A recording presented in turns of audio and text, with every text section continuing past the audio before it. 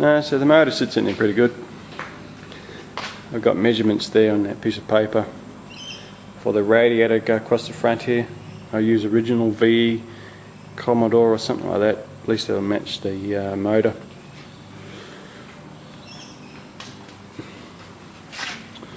All that sort of fun stuff. Ready to smooth out the firewall.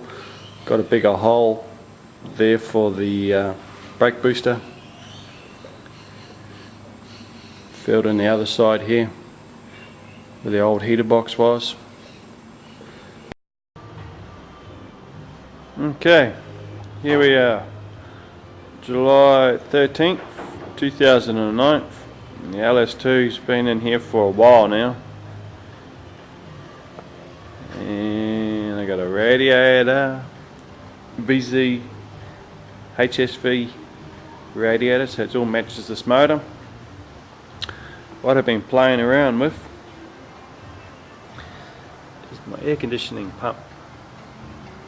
Can't quite see it, but I've trimmed out a bit down in the chassis area and stuff like that. I'm getting the belt. I'm just going to run a tensioner from probably the cylinder head coming down,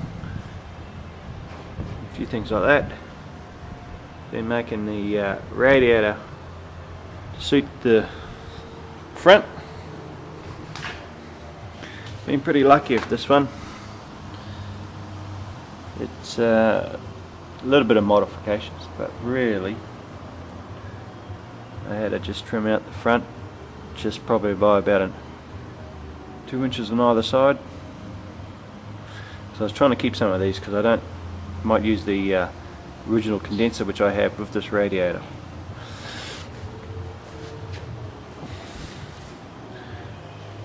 But as you can see, it's getting close. Got the pulleys, got the alternator, very close down there. The alternator close to the power steering box. Now I didn't run the rack and pinion like I was going to plan, which is just as well. Too much of a headache. So I'm running a CPP steering box just down in there, which it's all quite good. Been a lot of work. Sorting out the firewall. Get the vintage air in there. Brake booster. Brake booster was a bit of a headache because you got to raise the brake booster to clear the steering column. It's not like 57s where they can keep going up because you got all the venting, all the water runoff underneath there. But no, it's turned out good. Gives you an idea of my clearance for the radiator cap. It's deceiving by this. Look, you know, I can put my finger up under there. There's about 15 mil there, which is good. It's real good. These motors, you just don't have a clearance issue under here at all. I could raise this if I really wanted to. You never know. Get the guard off just because I've been working on it today. Get to that area.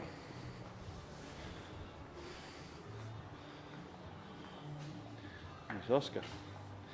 He's been working hard today too. Chewing on a bone. 59. It's definitely taking shape. Diff's all sorted.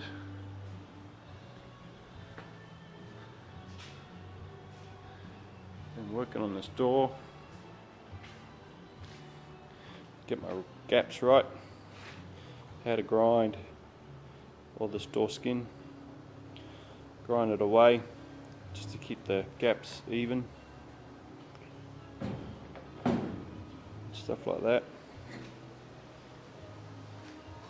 Just to get everything right. Can't quite see it, but I'll tap it out. So all the lines.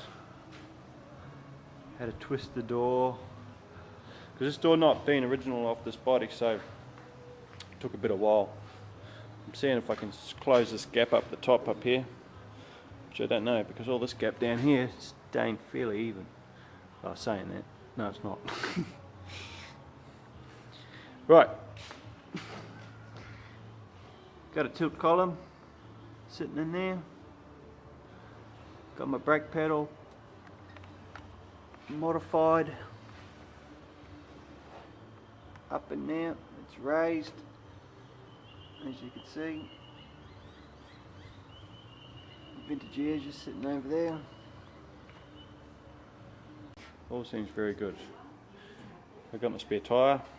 Take a pick, which one you want. I put these in the edge so I can work out my heights and things like that for the body of the car, because I don't want it being too high and I don't want it to be too low. So you can imagine windows, interior and things in there and whatnot. So I've been adding bumper bar and whatnot. You can see my exhaust there. I've spent more money in bends on this exhaust than I have on actually buying the mufflers. I probably spent, geez, maybe $200, $200–300 all in bends, because this whole system is nothing but bends. I'll show you up the front when I get back up there. But this is what I got with the exhaust at the moment.